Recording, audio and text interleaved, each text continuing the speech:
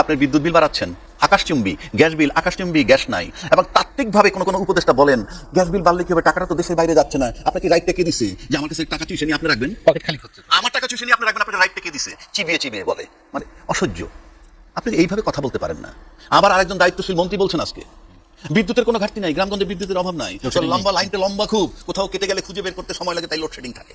এগুলো কোনো যুক্তি? এটা ইয়ের মতো কেউ কেউ বলতেছে এখন ইলেকট্রিক চুলা চালায় সেই জন্য বলতেছে শর্ট, যেটা হাসান মাহমুদ বলছিল প্রচুর মোবাইল রিচার্জ করে তাই বিদ্যুতের ঘাটতি। আমরা তো কোথায় আসি আমি জাস্ট আমার মাথায় ধরে না। জুলাই একটা ইমোশন, ওটা দিয়ে রাষ্ট্র চলে না। অথচ আজকে কিন্তু জুলাইয়ের সময় যে এক দফা ঘোষণা আসছিল সেটার ঘোষককে সেটা নিয়ে কারাকারি চলছে। এনসিপি একটা দল, সকাল বিকাল যাদেরকে টিভিতে ডাইকে আপনারা বলেন তোমার আয়ের উৎস কি, আর কোনো দলের টাকার ক্ষমতা আপনাদের নাই, আর কোনো দলের ক্ষমতা নাই আপনারা। আপনারা জানেন রাজনীতিবিদ্যা কেন চলে, আমরা জানি। কিন্তু ওই কয়টা ছেলের নরম পাইছে না, এসে তাদেরকে জিজ্ঞেস করেন বারবার উৎস কই, টাকা পাও কই, চলো কেমনে, প্রাড়তে উঠো কেমনে, ইত্যাদি ইত্যাদি। এটা বলে দুর্বল বলে। 6টা সিট পাইছে বাংলাদেশের ইতিহাসে প্রথম একটা রাজনৈতিক দল যে 1 বছর যার বয়সে 6টা সিট পাইছে। এখন কেউ কেউ বলে 6টা সিট দেওয়া হয়েছে, দেওয়া হলে তো পুরো ইলেকশনটাই বাতিল হয়ে যাবে।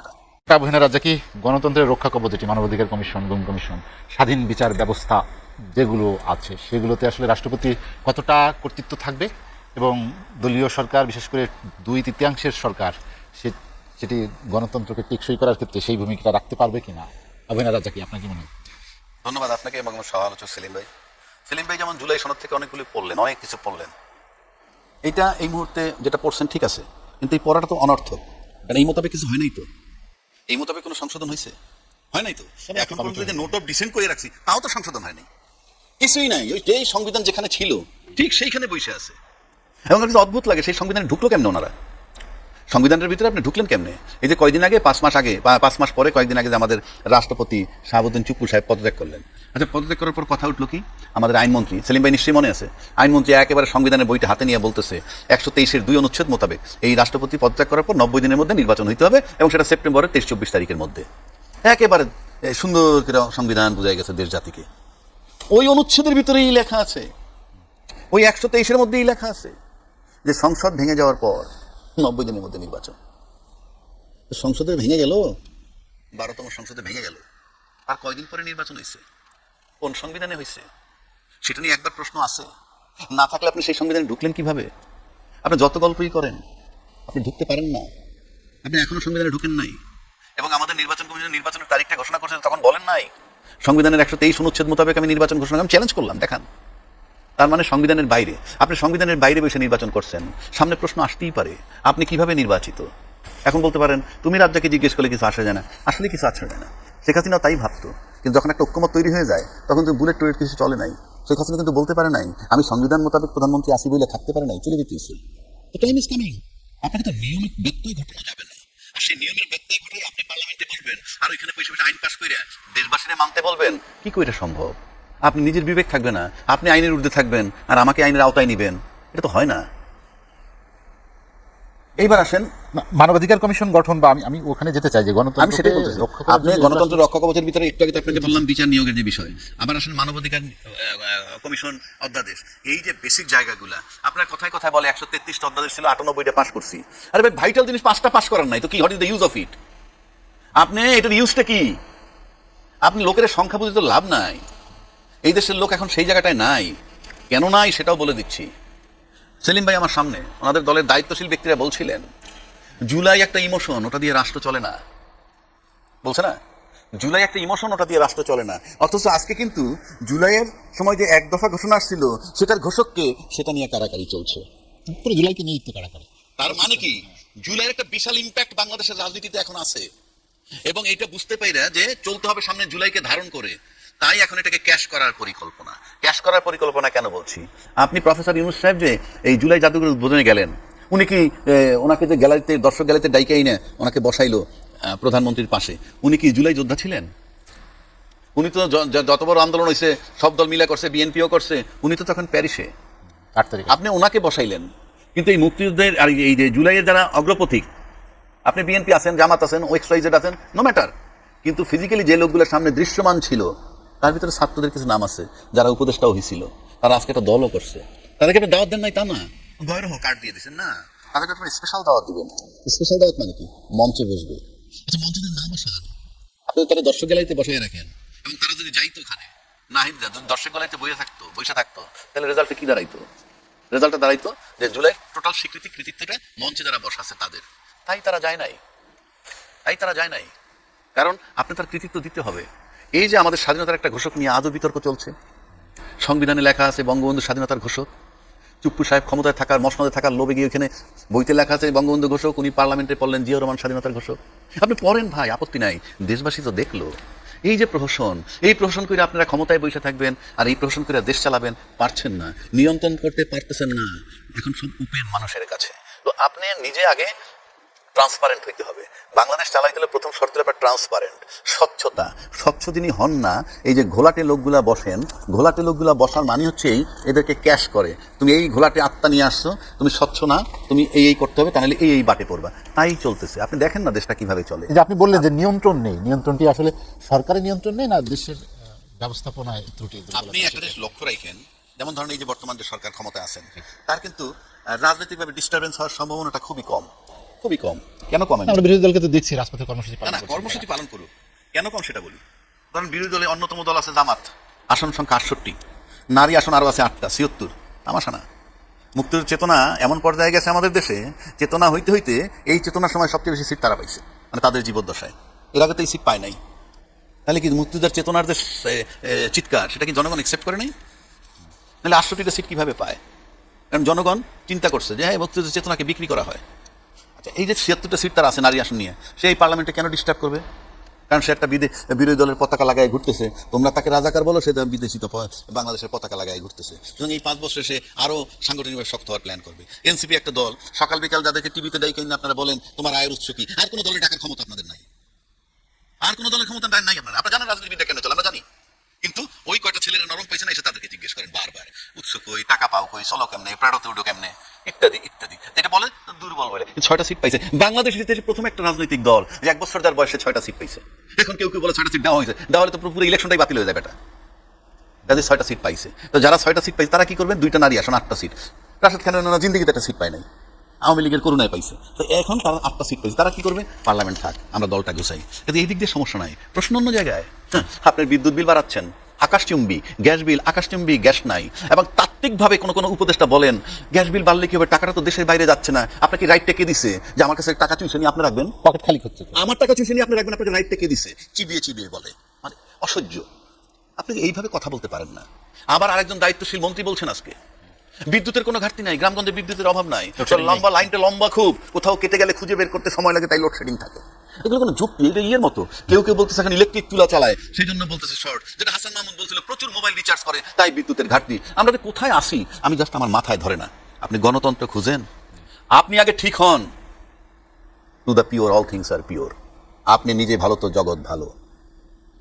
এটা যারা লিখছে, আজও বাংলাদেশে কোনো দার্শনিক পয়দা হয় নাই যে কথাটা মিথ্যা, to the pure all things are pure.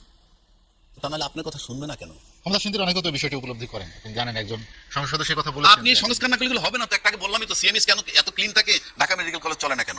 আপনি হাঁটতে হাঁটতে যাইতেছেন, যেদিকে চোখ যায়, আই এম দ্য বস, আমি যা বলি তাই হবে। এখান থেকে একটা রাস্তা হবে, রাস্তা যাচ্ছে কোথেকে জানেন? হাওরের মধ্যে দিয়ে। আব্দুর রহমান সাহেব নিয়ে, আমি কি জানি, হামিদ সাহেব নিয়ে গেছে কোথেকে? হাওরের মধ্যে দিয়ে। একটা সভ্য জগৎ থেকে চলে নাকি? আপনি হাওরের মধ্যে দিয়ে রাস্তা নিয়ে দুই পাশে কি করে দিলেন? দুই পাশের পানি চলাচল কি করে দিলেন আপনি? এই হলো আবেদন। আমি হাইটে দেখতেছি, হ্যাঁ এখানে একটা খেলার মাঠ হওয়া দরকার। আমি হাইটে দেখতেছি, এখানে এই ক্যান্টিন হওয়া দরকার, বলে দিলাম। দিস ইজ নট, এটা পলিসি না। আপনার সব সিস্টেমে চলবে অটো। এই অটো করার জন্য যে সংস্কারটা দরকার ছিল, সেই সংস্কারের জন্য গণভোটের সাথে জুলাইয়ের বাস্তবায়ন আপনি করছেন না কেন? আমি দায়িত্ব নিয়ে চ্যালেঞ্জ করে বলতেছি, জুলাই সনদ যদি 100% বাস্তবায়ন করা হয়, এই দেশের কোনো ক্ষতি হবে না। নাম্বার 1, কেউ যদি বলতে পারে দেশের ক্ষতি হবে, আমি আর টকশোতে আসবো না। নাম্বার 2, দেশের জনগণের কোনো ক্ষতি হবে না। দেশের ক্ষতি হবে না, দেশের জনগণের ক্ষতি হবে না। সমস্যা কি? বাড়তি কোনো পয়সা খরচ হবে না। সমস্যাটা কি? তাহলে সবাই একমত হচ্ছে না কেন? দলীয় ক্ষমতা খর্ব হয়ে যায়। 1, 2, আপনি দুর্নীতি করে চাপা দিতে পারবেন না, সিস্টেমে দুর্নীতি বের করে ফেলবে। এখন আপনি দুর্নীতি করে চাপা দিবেন, নেক্সট যে সরকার আসবে তাকে দুর্নীতির টাকা শেয়ার দিয়ে ওটাকে চাপা দেওয়াবেন। That is the thing happening. আলোচনা শেষ করতে চাই, শেষ দিকে চলে এসেছি। রাজীব ভাই একটি বিষয় নিয়ে এসেছেন, সেটি হচ্ছে গ্যাস এবং বিদ্যুৎ লোডশেডিং। গ্রামাঞ্চলের অবস্থা খুবই নাজুক পর্যায়ে চলে গিয়েছে, গ্যাসের পরিস্থিতি হয়েছে। আপনি জানেন যে গ্যাস বিদ্যুৎ নিয়ে এক ধরনের অস্থিরতা তৈরি হওয়ার একটা সংজ্ঞাও মাননীয় প্রধানমন্ত্রী আজ চট্টগ্রামের জনসভায় বলেছেন যে বিভ্রান্ত বিশৃঙ্খলা করবেন না। তিনি একদম উদ্দেশ্য করে বলেছেন, একটি যারা গুপ্ত আছেন দেশ বিরোধী এরকম গ্যাসের সক্রিয় আছে তিনি, তার একটা অভিযোগ। গ্যাসের তো একটা সংকট স্বল্পকালীন জীবনে একটা বেশ বড় ধরনের সংকট সৃষ্টি হয়েছে, সাপ্লাই লাইনে কোনো একটা প্রবলেম হয়েছে, 4 দিনের মধ্যে সেটা ঠিক করার পরে আপনার গ্যাসের সংকট আপাতত নাই। তারপরেও আমরা ধরুন অনেক সময় অনেক জায়গায় শুনি যে আপনার গ্যাস দুপুর পর্যন্ত আসছে না, আর দুপুরে পরে আসে। তারপর অনেক ক্ষেত্রে আবার আপনার রাতের বেলা গ্যাসটা নির্বিচ্ছিন্ন থাকে, দিনের বেলা থাকে না, এটা সংকট আছেই। এই সংকটটা ইনশাল্লাহ কেটে যাবে। আর আপনারা জানেন যে এই যে যুদ্ধ সাথে ইরান সাথেই- যুক্তরাষ্ট্র না, ইউক্রেন যুদ্ধ, একটা হলো যে আপনার রাশিয়া ইউক্রেনের যুদ্ধ, এই যুদ্ধটা আমাদের উপর দারুণভাবে প্রভাব ফেলেছে। তারপরে ইরান আর মানে আমেরিকার যুদ্ধ, এই যুদ্ধটা আমাদের উপর প্রভাব ফেলেছে এবং অনেকগুলো টাকা, বাড়তি টাকা আপনার তেল এবং গ্যাস কিনতে চলে যাচ্ছে। বিদ্যুৎ যেটা ঘাটতি আছে, প্রতিদিনই তো বিদ্যুতের ব্যবহার বাড়ছে। তো সেই হিসেবে ঘাটতি পূরণ করার জন্য মানে একটা শক্ত একটা অবস্থানে যেতে হবে এবং আরো অনেকগুলো বিদ্যুৎ কেন্দ্র প্রতিষ্ঠা করতে হবে এবং এক্ষেত্রে সরকারের নিয়ন্ত্রণ প্রতিষ্ঠা করতে হবে গ্যাস এবং বিদ্যুতের উপরে। এবং আপনার এটা কোনো ব্যত্যয় ঘটানো যাবে না আর কি, আমরা মনে করি আর কি। আর আপনার মাননীয় প্রধানমন্ত্রী কেন এই শঙ্কা প্রকাশ করলেন যে একটি চক্র এখনো সক্রিয় আছে একটা অস্থিরতা তৈরির জন্য? এটা কি সংকটকে স্বৈরাচারের একটা বড় ধরনের একটা মানে তাদের একটা সমর্থক গোষ্ঠী আছে না, যাদের মধ্যে কোনো অনুশোচনা নাই, যাদের মধ্যে কোনো আত্মজিজ্ঞাসা নাই, আপনার যাদের মধ্যে কোনো আপনার আত্মসমালোচনা নাই, সেরকম একটা গোষ্ঠী আছে। পাশাপাশি অনেকেই তো আপনার ঘর পড়ার মধ্যে আলো পড়া দিতে চাইবে। সরকারি দল হিসেবে তো সরকার দায়িত্বশীলতার পরিচয় দিয়ে এইসব সংকটকে মোকাবিলা করবে, কোনো সমস্যা নেই। এবং আপনার এখানে বিরোধী দল সরকারের বয়স 6 মাস হওয়ার আগেই রাজপথে নেমে আপনার শেষ সচিবালয় ঘেরা করতে যায়। এই দেশে কোনো সংকট মানে হবে, গদি ছাড়তে বলে। ছাড়তে বলে। এখন গদি ছাড়তে হবে যে ধর কথা যে গদি ছাড়তে হয়, কার কাছে ছাড়বে, কেন ছাড়বে, তাহলে জনগণ যে ভোট দিল 5 বছর জন্য একটা নির্বাচন করলো, এইটা আসলে মানে বলার জন্য বলা আর কি। তবে আমরা আশা করবো আর কি সরকারের যে আপনার রাষ্ট্রযন্ত্রকে আরও সক্রিয় হতে হবে, আরও গণমুখী হতে হবে এবং আরও কার্যকর হতে হবে। এবং এগুলো একটা ঘাটতি আছে আপনার রাষ্ট্রযন্ত্র। কি করা প্রয়োজন আপনার কি মনে হয় যে ক্ষমতাসীন দলের একজন সদস্য হিসেবে আপনার পরামর্শটা কি? ক্ষমতাসীন দলের মাননীয় প্রধানমন্ত্রী, মন্ত্রী পরিষদের সদস্যরা যতটা অ্যাক্টিভলি কাজ করছেন, রাষ্ট্রযন্ত্র যাদের উপর নির্ভরশীল, সে আমলাতন্ত্র কিন্তু সেভাবে কাজ করছে না। তাই এটা তাদের পুরনো অভ্যাস। আমলাতন্ত্র একদম ব্রিটিশের উত্তরাধিকারী হিসেবে আছেন। সেই হিসাবে আমরা আমার কাজের গতি স্থবির করে দেওয়ার জন্য, তারপর কোনো ক্ষেত্রে বিভ্রান্ত করার জন্য তারা চেষ্টা করছেন। আমরা তো দেখতে পাচ্ছি, আমরা অনেকগুলো কাজ করতে চাই যেগুলোর ক্ষেত্রে মাঝে মাঝে বাধা হয়ে দাঁড়াচ্ছে আর কি। তো সরকারকে ওইগুলো সচেতনভাবেই নিয়ন্ত্রণ করতে হবে। এবং গত 15 বছর তো আপনার ডিএনএ টেস্ট করা ছাড়া কাউকে নিয়োগ করা হয়নি, ডিএনএ টেস্ট করা ছাড়া কাউকে প্রমোশন দেওয়া হয়নি। একঝাক আপনার এই আমলাতন্ত্রের মধ্যে সরকারকে কাজ করতে একটু বেকাদায় পড়তেই হবে। তার মধ্যে যেহেতু আপনার সরকার একটা নির্বাচনী ইশতেহার দিয়ে জনগণের রায় পেয়েছে, এই নির্বাচনী ইশতেহার বাস্তবায়ন করার জন্য প্রত্যেকে সহযোগিতা করতে বাধ্য। সহযোগিতা যদি না করে তাহলে মোটামুটি বাড়ি চলে যাওয়ার রাস্তা আমরা খোলা রেখেছি আর কি, বাড়িতে পাঠিয়ে দেবো যদি সহযোগিতা না করে। তো সেই মনোভাব নিয়ে আমরা কাজ করছি এবং আমরা ইনশাল্লাহ সফল হবো। সদস্য সেলিম, আপনাকে অসংখ্য ধন্যবাদ। আবুহেনা রাজ্জাকি, অ্যাডভোকেট আবুহেনা রাজ্জাকি ভাই, আমরা যেটা আলোচনা করছিলাম, আপনি বলেছেন গ্যাস এবং বিদ্যুতের কথা। আমার প্রশ্ন হচ্ছে যে এই সংকট কি আসলে সহসা কাটবে কি কাটবে না, বা সংকট কি আরো বেশি ঘনীভূত হবে কিনা, এজন্যই কি এই অস্থিরতার একটা সংখ্যা প্রকাশ করা হচ্ছে? যেই জায়গাটা ছিলাম, এই যে গ্যাস সংকট, তারপরে বিদ্যুৎ সংকট, দ্রব্যমূল্যের ঊর্ধ্বগতি, আমি রাজনীতিতে বললাম না, রাজনীতি কিন্তু ওই 11 দল রাজনৈতিকভাবে না রাজনৈতিক ভাবে কিন্তু 11 দলের Motivated হচ্ছে ওই না, সমস্ত জি। ডিস্টারবেন্স হবে না, তারা ওই ডিস্টার্ব করতে যাবে না। প্রধানমন্ত্রী বলেছেন যে কেউ কিন্তু সক্রিয় আছে অস্থিরতা কিন্তু প্রয়োজন। আপনি এইগুলো তো রাজনৈতিক প্রবলেম না, এগুলা বিদ্যুৎ নাই, কেন নাই সেই প্রশ্নে গিয়ে তোমার লাভ নাই। কেন নাই কিভাবে বললে পাবো তুমি সেটা? মানবো না। বাসায় খাবার নাই, কেন নাই বললে তো মানবে না, খাবারটা তো লাগবে, বিদ্যুৎ লাগবে, গ্যাস লাগবে, দ্রব্যমূল্যের ঊর্ধ্বগতি যেটা, এটাকে আপনার নিয়ন্ত্রণ করতে হবে। এটা যাতে ব্যর্থ হন, এটা প্রেশার আপনার অটো পড়বে, এটা তো বলা লাগবে না, অটো পড়বে। আচ্ছা, এই প্রেশারটা পড়বে। একইভাবে যদি আপনি আসেন বাংলাদেশের ভূরাজনীতির দিকে, যদি 3টা দেশের সুপার খেলা চলছে, বিশেষ করে চায়না আমেরিকার সুপার একটা খেলা চলতেছে। এই চায়না আমেরিকা ইন্ডিয়া এদের সুপার খেলা যখন তুঙ্গে গেছে, তখন কিন্তু হাসিনা টিকতে পারে নাই। মানে উনি কিন্তু হেকমত করে চলছে দীর্ঘদিন, কিন্তু যখন ম্যাচিউর হয়ে গেছে তুঙ্গে, তখন ব্যর্থ হয়েছেন, চলে গেছেন। চলে যাওয়ার পর ওই তত্ত্ব পাঠাতনের পেশে দাঁড়াল ইউনূস সাহেব, ওনারা দাঁড়াইতে দিলেন না। ওনারা কিন্তু দাঁড়াইতে দেন না, 250 আন্দোলন হয়েছে। এখন কিন্তু বলে 5 মাস খুব লম্বা সময় না, একবারও কিন্তু তখন বলে না ইউনূস সাহেব আসার পর যে এটা খুব লম্বা সময় না। আরে মিয়া, তাড়াতাড়ি নির্বাচন দেন আপনি। আরে মিয়া, আপনি তো ইউনূস সাহেবের মাথায় লবণ রেখে বড়ই খেয়ে দিতে হবে। আপনার যদি লোভ একটু কমাইতেন। ইউনূস সাহেব বাংলাদেশ দিয়ে আওয়ামী লীগের বন্ধ করছিল, এটা যদি পার্মানেন্ট বন্ধ করাই দিতেন, আপনারা কিন্তু বিদ্যুতের দোয়া থাকতেন এখন। না, আপনারা সেখান থেকে অফিসিয়ালি বাতিল করছেন, লাইব্রেরিটা আপনার ঘরে চলে গেল। কিন্তু ইউনূস সাহেবের ঘরে থাকলে কিন্তু আপনাদের জন্য সুবিধা হইতো। মানে রাজনীতিতে খুব ভালো বোঝেন, আমার কাছে তা মনে হয় না। আচ্ছা, তারপরে কি হলো? তাহলে বিদ্যুতের চাপ আর এই যে ভূ রাজনীতি, ভূ-রাজনীতির যে চাপ, চূড়ান্ত পর্যায়ে, এই চূড়ান্ত পর্যায়ে হাসিনা চলে গেল। সেই পাটাতনের উপর, গরম পাটাতনের উপর দাঁড়াল ইউনূস, সেখান থেকে নির্বাচনের নামে সে সরে গেল, সেখানে এসে আমাদের দাঁড়াইলেন তারেক রহমান সাহেব প্রধানমন্ত্রী। উনি কিন্তু তপ্ত পাটাতনের উপরে গল্প আপনি যতই করেন গেল 1 নম্বর। 2 নম্বর, এই পাটাতনের উপরে থাইকে 5 মাসেও কিন্তু ওই রাষ্ট্রপতিকে সরাইতে পারেন নাই। সরাইছেন 5 মাস পরে। কেন? কিঞ্চিত হয়তো পায়ের তলার মাটি শক্ত করছেন, কিন্তু তপ্তলো এখনো তপ্ত আগুন আছে। কেমনে শক্ত করছেন? আপনি কতগুলো সিমটম দেখবেন। সিমটমটা হলো এরকম, যেমন ধরেন আয়নাগরের একজন আর্মি অফিসার আয়নাগর ভোগ করে আসছে, তারা কিন্তু 2টা প্রমোশন পাইছে। তাদেরকে কিন্তু রাজাকারের সুবিধা দেওয়া না, রাজাকারের সন্তান হিসেবে আখ্যায়িত করা হয়েছিল। Try to understand my point. তা রাজাকারের সন্তান হিসেবে আখ্যায়িত করে যখন তাদের আয়নাঘরে নিয়ে গেল, কিন্তু এই সরকার আসার পর 2টা প্রমোশন পাইলো, তাহলে বোঝা যায় যে আমাদের আজকের প্রধানমন্ত্রী আওয়ামী লীগের যে বলয়টার মধ্যে ছিল, যে কারণে সে আয়নাঘর করেছে, এটাকে অপোজ করতেছে তার অ্যাকশন দিয়ে।